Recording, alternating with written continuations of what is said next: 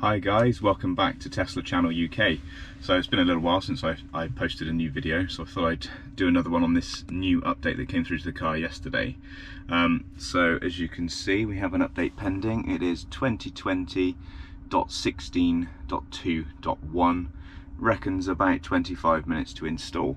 I'm not sure 100% yet what comes in this new update. I think there's a new layout to the toy box. But we'll find out a bit later in the video, so stay tuned. I'll hit install.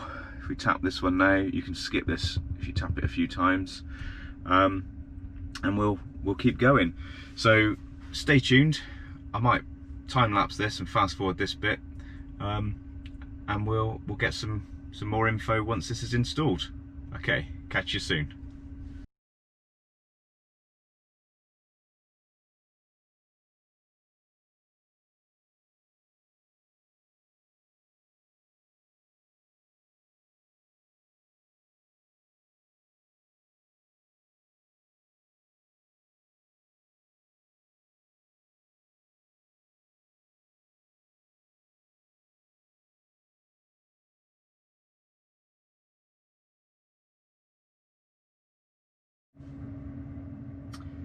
Right, so the update has now completed. It did take about 35 minutes rather than 25 that it did state.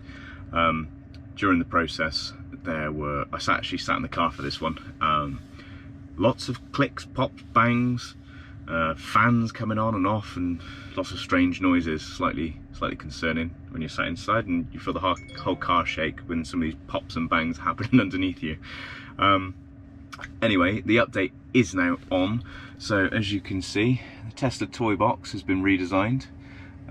So we'll take a look at that in a second. Nearby charging sites has been improved. There are some dash cam improvements and also some backgammon improvements. So we'll take a look at these different bits now. So let's take a look at Tesla toy box first. So here we go. So on the previous one, you had, I'm trying to remember what you had now, it looked completely different.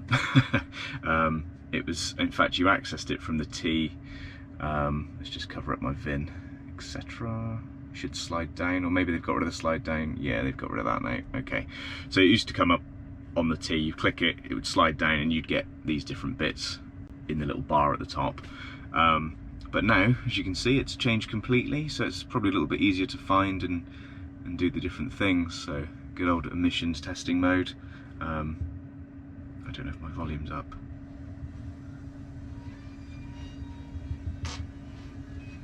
There we go. It sounds like it's gone on to FM radio or something, because that's really crackly, so we'll sort that out in a minute. So yeah, this is a little bit clearer. I won't go into tracks because it's quite slow to load up. Romance mode. So yeah, it's got all the same features. It's just been redesigned on how it looks, really. So that's, yeah, it is what it is. I suppose it's quite nice, but it doesn't really appear any different.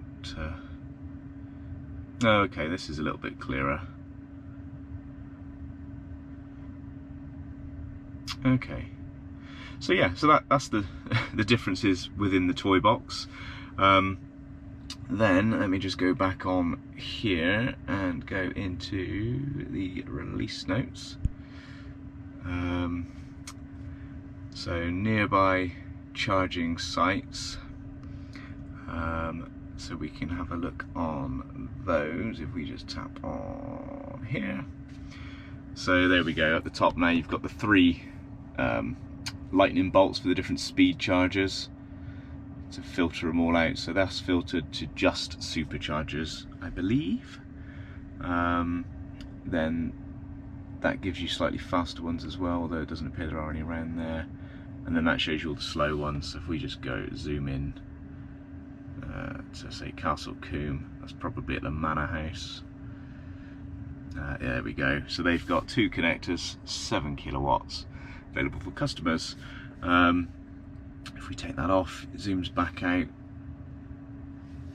That's 4 single. Yeah, okay. That's quite nice if you are desperate for a charge and you don't know where anything is, fast, slow, or superchargers. So good. I'm going to filter it out because I just want superchargers for now.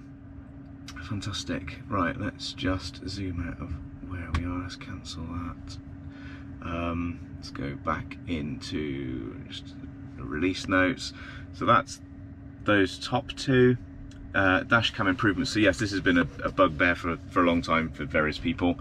You couldn't actually format the dash cam, the USB drive for the dash cam in the car, and lots of people had issues with it being in the wrong format. You know, whether it was in exFAT, FAT, NTFS, etc.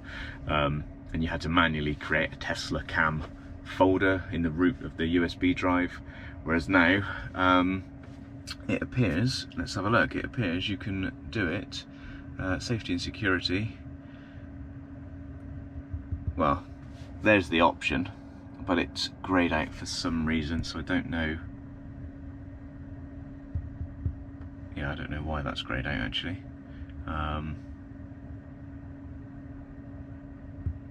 Yeah, that is a little bit odd, but that's supposed to format it into the right format to create the Tesla cam folder automatically for Sentry and dash cam, to just save you some hard work and faffing, particularly if you're using Windows 10 or if you're trying to format it through a Mac. So that should simplify things for everybody.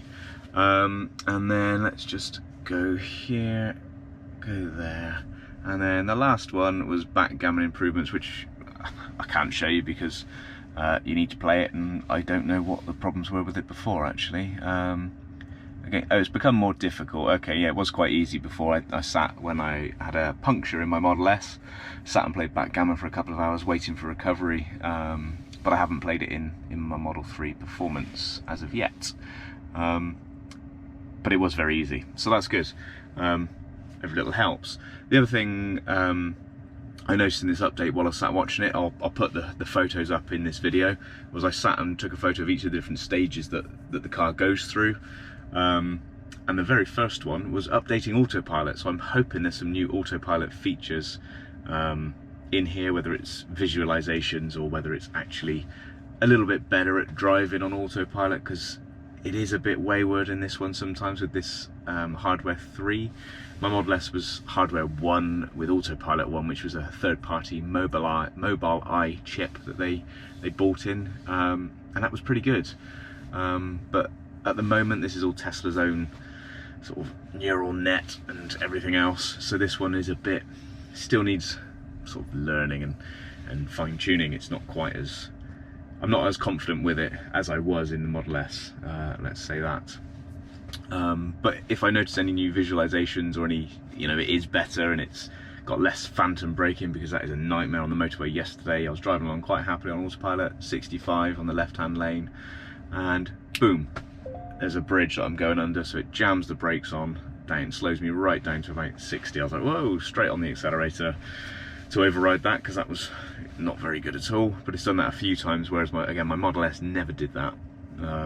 So fingers crossed that's gone or improved.